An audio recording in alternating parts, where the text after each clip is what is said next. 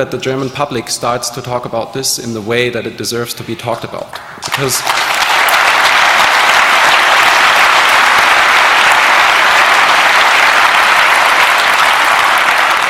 this is a decision that all of us Germans have to take. The question is, do we want to be part of this or not? And we have to have all the facts to make this decision. And therefore we can just urge whoever, for example, has the NATO report on this, maybe someone's listening or maybe someone in the audience knows someone. There are other reports that would be very, very helpful to get a full picture of this and to put more pressure on those people responsible for what has happened down there. Yes, the 9/11. So, some of you may have heard of this recently. We released over 500,000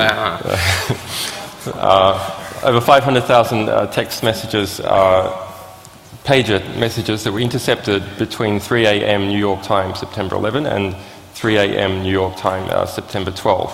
In 2001. 2001, yes. So those messages provide a totally objective and accurate snapshot into a form of communication that was happening at that time. That includes a lot of messages from Secret Service, it includes first responders, NYPD, doctors, and so on.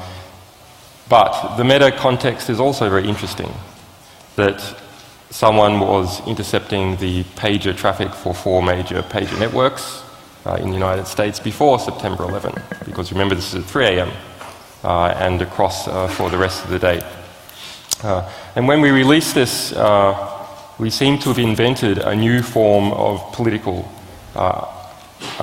demonstration or political art, which is we released this in delayed real time. So we released it over a 24-hour period as it happened. And this helped people understand some of the content and the progression in what occurred. So those people who are interested in the 9/11 conspiracy theories, actually you can see how all this originated. You can see Condoleezza Rice calling off aborted missions. You can see people talking about bombs exploding or secondary explosions. You can see misreporting by the media, and you can see all this swirling around and some opportunism by the security state later on in that day. And it seems to me that that has produced the political moment that we have now.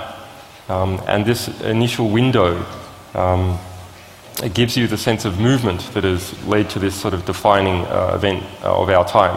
For us, this was actually quite hard to release because so many people were interested in the material. But we actually, this is, believe it or not, this is the first really significant document that we've done where our anonymizing network didn't go down under the load. Yes. Which is, we've been, some of you might be aware, we called for some support because we knew that we needed to handle a lot of data, which is about 4 terabytes worth of text messages. There was a lot of people that have been looking at these messages. This is just the traffic we produced or we handled within the first few days. But it gave us a feedback on how many people actually were discussing. And a lot of the people, even those people that criticized this publication, were still looking at it and following it over 24 hours. So even if you do not agree with, there's still an interest. So we received 0 complaints from anyone who had any, 0 complaints from anyone who had in fact sent a pager message. Yes, that's noteworthy. So it's just like people hype up terrorism, people hype up privacy as well. So the real concerns are the people who are involved. Anyone who's involved didn't give a damn, or didn't give a damn enough to contact us. Yes, yeah, that's true. So just to check, is that box still going around and everyone taking their pieces of paper? Okay, good, perfect. Okay, a last one from, as Julian said before, a long list that we published before, but this is something that at least to me personally is very important. We published a European strategy paper from the European Institute for Security Studies. Those of you who have not heard about it, please listen. This is a paper that is done by a European think tank that deals with European security policy. And these are the people that everyone in the EU listens to if it comes to these questions. And they have worked out what we need to do to address security in Europe until 2020, so within the next 11 years. And they come to the conclusion that we have 20% globalizers in this world, which are the first world countries and transnational corporations, and we have 80% localizers. And these localizers threaten our wealth because they're so poor, and they're not happy, and they're getting more and more unhappy. And this is why these people propose that we build up a European military and police unit to combat the poor in the world. And these people propose that we need to extract universal goods such as the rainforest from the control of the nation states they are located in. Because they say we need these resources as well, and we need to make sure that no one can get uncontrolled access to them.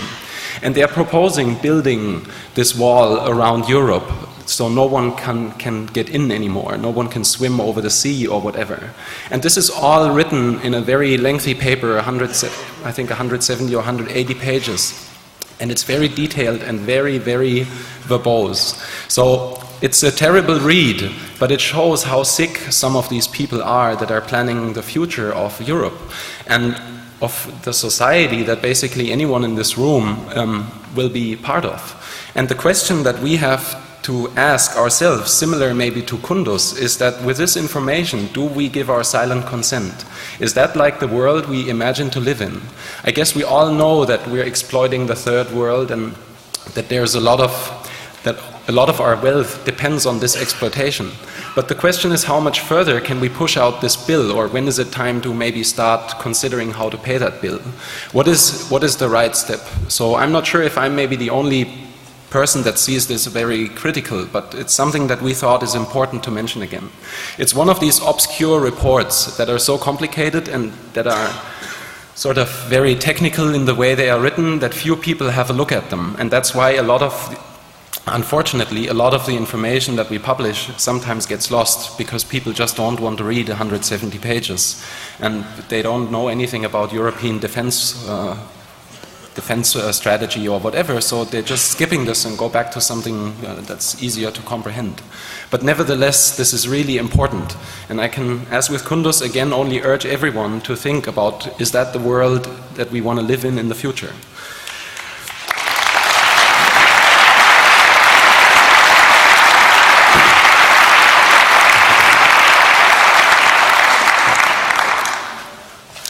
So Daniel just mentioned that sometimes we have difficulty in people picking up material that seems to be complex. So my favorite example is a September 2008 US Special Forces Manual on Unconventional Warfare we released, several hundred pages. Now, it's written for intelligent people. It's written for special forces units who go into countries and try and overthrow the government of that country, or alternatively back up surrogate forces, paramilitaries, to suppress insurgencies. So US forces manual about how to create insurgencies or to suppress them. So it reads to me like Noam Chomsky times -1. This is not a book for fools. This is a book that talks about all the instruments of US national power. So the financial instrument of US national power, the military instrument of US national power, the intelligence instrument of US national power, the diplomatic instrument of US national power, and how all those can be brought together to a point to push a particular US policy, and talks about, yes, the IMF is a financial weapon of US national power. That's its terminology, a financial weapon. And that the USAID is also a financial weapon. So those documents do not get any media attention at all. That document, when related to it, even talks about how, despite the fact that it's the Geneva Conventions say the US forces cannot wear enemy uniforms behind governmental lines when they're doing one of these, we will create our insurgency. US policy says, in fact, that special forces can do